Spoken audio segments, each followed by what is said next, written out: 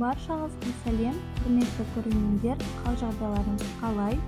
Барлық мақтау мен мадақ әлемдердің Раббысы Алла Тағалаға болсын. Жыл бойы күткен қасиетті Рамазан айына жеткеніміз үшін жаратқан иемізге сансыз шүкіршілік етеміз.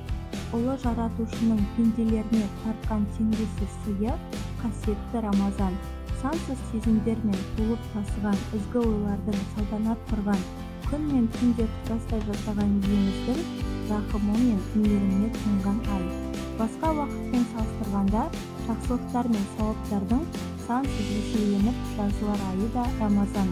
Құрметті мұсылман қауым, ұстаған оразаларыңыз қабыл болсын. Алла Тағала баршамызды шынайы ықыласпен ораза ұстаушылар санатына қосуды нәсіп еткей.